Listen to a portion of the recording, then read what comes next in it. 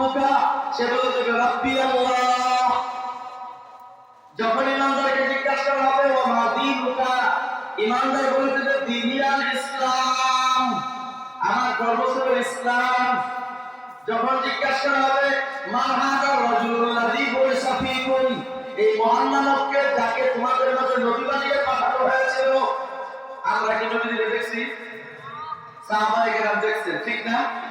আমি মারা গেলে আমার কবরে যে আল্লাহ ফেরেশতা দিয়ে জিজ্ঞাসা করবেন এই মহান মানবকে যাকে তোমাদের মাঝে পাঠানো হয়েছে, আমি দেখিই নাই ছিল। হায় হায় হায়, এই প্রশ্নের জবাব সহজ। এই দুনিয়ায় কেউ যদি নবীর সুন্নাত চিন্তা করে, সে কবরে নবীর ছবি দেখার সঙ্গে সঙ্গে ছেড়ে ফেলবে।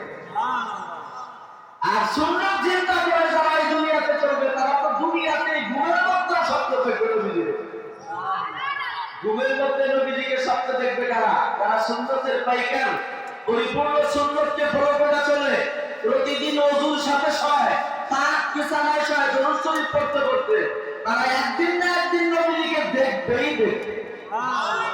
যারা নবীর তরিকার বাইরে, আদর্শের বাইরে ব্যক্তিকে গঠন করে না, পরিবার গঠন করে না, তার অর্থ ব্যবস্থা চালায় না, তার শিক্ষা ব্যবস্থা চালায় না, তার ব্যবসা ব্যবস্থা চালায় না, সকল ব্যবস্থাকে সুন্নতের মধ্যে রেখে সাজায়, এই লোকটা নবীজিকে স্বপ্ন হয়ে গেছে।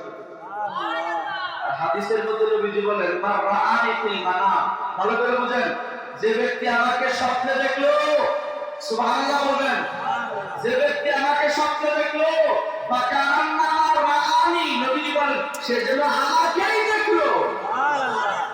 কেন? ফাইন্না শাইতানা লা ইয়াতামাসসালু বি, কেননা শয়তান আমার আকৃতি ধারণ করতে পারে না। এই চুপ থাকো। নবীজি বলেন শয়তান আমার আকৃতি ধারণ করতে পারে না, তার মানে শয়তানকে আল্লাহ এই ক্ষমতাই দেন নাই যে বিশ্ব নবীর আকৃতি ধারণ করতে পারে। আমার একটা আকৃতি শয়তান ধারণ করতে পারে, কিন্তু বিশ্ব নবীর আকৃতি শয়তান ধারণ করার কোনো ক্ষমতা। এক হাদিসের মধ্যে নবীজি বলেন ও আমার উম্মতেরা শোনো, তোমাদের প্রত্যেকের সঙ্গে একজন সৎ উপদেষ্টা আর একজন অসৎ উপদেষ্টা নিয়োগ করে দেওয়া হয়েছে সৃষ্টির শুরু থেকে। অন্তরের মধ্যে সৎ উপদেষ্টা আর অসৎ উপদেষ্টা। অসৎ উপদেষ্টা যদি শয়তান। নবী আলাইহিস সালামকে সাহাবায়ে কেরাম জিজ্ঞাসা করলেন তাহলে হুজুর আপনার সঙ্গে কি শয়তান নিয়োজিত আছে? কয় হ্যাঁ, আমার সাথেও আছে, কিন্তু ওয়ালাকিন আনা আসলাম, অথবা ওয়ালাকিন আল্লাহ আ'লানি আলাইহি ফাসলাম, আমার আল্লাহ আমাকে শয়তানের উপর মদদ করছে, সাহায্য করছে। শয়তান আমার সামনে পরাজিত আর আমি শয়তানের সামনে জয়লাভ করি।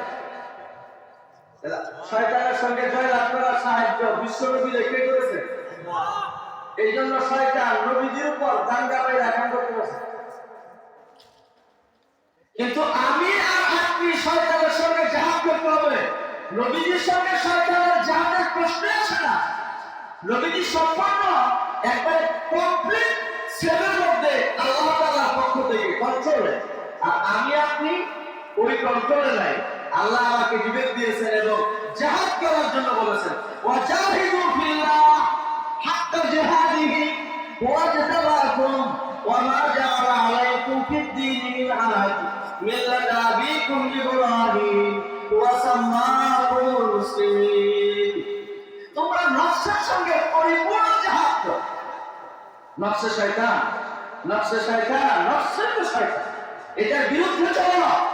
নফসে যা চলে তা করবে না। নফস চাইবে দাড়ি কামাইতে, কামাবো না। নফস চাইবে সুদ খাইতে, সুদ খাবে না। নফস চাইবে ঘুষ খাইতে, ঘুষ খাবে না। নফস চাইবে আরেকজনের জমি জবরদখল করতে, সেটা করতে যাবে না। নফস চাইবে শরাব পান করতে, সেটা পান করবে না। নফস চাইবে আরেকজনকে হত্যা করতে অন্যায়ভাবে, সেটা করবে না। নফস চাইবে নিজের বিবিকে মার্কেটে বানাইতে বিনা পর্দা, পর্দা বানাইয়া, এটা করবে না। তাহলে তোমার ঠিকানা জানি না। পক্ষান্তর যদি এর বিপরীতটা করো তাহলে ক্লিয়ার রাস্তা, রাস্তা clear, road clear, road clear, to road, road করা এবং দুটো রোড ক্লিয়ার, আল্লাহ ক্লিয়ার করেছেন। যারা নকশা গুলো ঠিকানা জাহান্নাম। যারা শরীয়তের গোলাম, সুন্নতের গোলাম, যারা কোরআনের গোলাম, তাদের ঠিকানা জান্নাত। রুট কি ক্লিয়ার না ক্লিয়ার বলে? একদম পরিষ্কার। এখন আমাকে বুঝলেই হয়। তো যেটা বলতেছিলাম, আবু তালেবের মৃত্যু হাজির হইল, হুজুর আসলেন চাচার কাছে অন্তিম কালে। কি কালে বলেন? فوجد عنده أبا جهل وعتبة بن ربيعة والوليد بن المغيرة। মৃত্যুর সময় আবু তালেবের শিয়রে মানে মাথার কাছে বসা পাবেন আরবের কুখ্যাত তিনজন লিডারকে। কয়জন লিডার?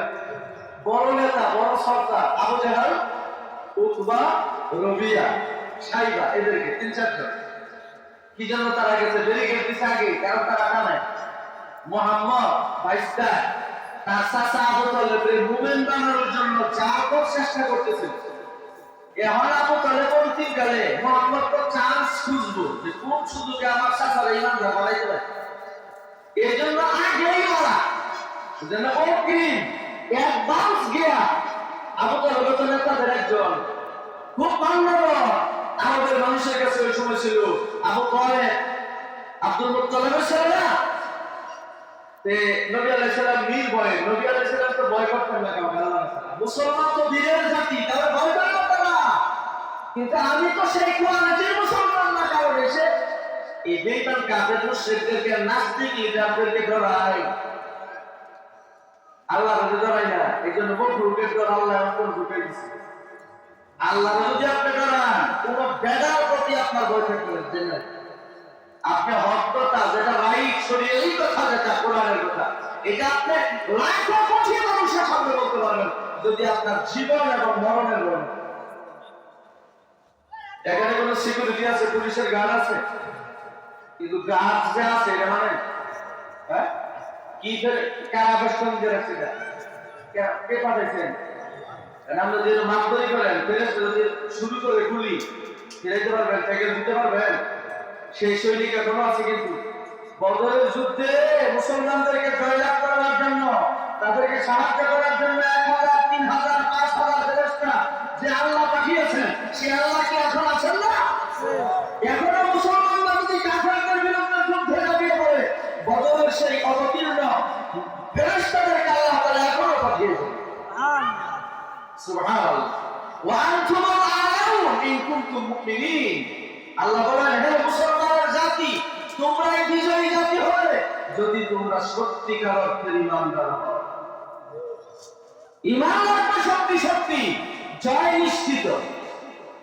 মুসলমানের বিজয়, ইসলামের বিজয়, ঈমানদারদের বিজয়, এটা অস্ত্রের উপর নির্ভর করে নয়, বাহনের উপর নির্ভর করে নয়, হাতিয়ারের উপর নির্ভর নয়। মুসলমানদের জয় করা জয় সম্পূর্ণ আল্লাহর উপর। কার উপর? আল্লাহ। তারপর মুহাম্মদ রাসূলুল্লাহ নির্ভয়ে বললেন, ইয়া আম্মি, কি সুন্দর মহব্বতের ডাকটা, ইয়া আম্মি, ও চাচা, কুল লা ইলাহা ইল্লাল্লাহ, আপনি বলুন লা ইলাহা ইল্লাল্লাহ। একদম কি হবে? আশহাদু লাকা বিহা ইনদাল্লাহ। আরেক riwayate আছে উহাজ্জু লাকা বিহা ইনদাল্লাহ, আমি এই কালিমাকে আল্লাহর সামনে আপনার পক্ষে আপনার ঈমানের প্রমাণ হিসেবে পেশ করি। আরেক riwayate অর্থ হলো আল্লাহর সামনে এই কালিমা নিয়ে আমি আপনার পক্ষে আপনার ঈমানের সাক্ষ্য দিই। কে বললেন? বিশ্বনবী। কার জন্য বললেন? আবু তালেবের জন্য। কাদের সামনে? লিডারদের সামনে। কথা বুঝছেন? এতটুকু সাহস হবে আপনার? পৃথিবীর মধ্যে সবচাইতে সাহসী নেতা বিশ্বনবী মুহাম্মদ রাসূলুল্লাহ। এক নাম্বার রাজনীতিবিদ, রাষ্ট্রনায়ক মুহাম্মদুর রাসূলুল্লাহ সাল্লাল্লাহু আলাইহি ওয়াসাল্লাম।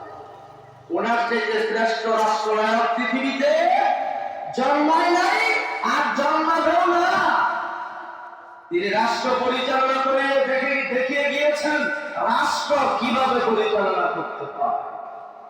উনি রাষ্ট্রকে নিজের মালিকানা মনে করেন নাই।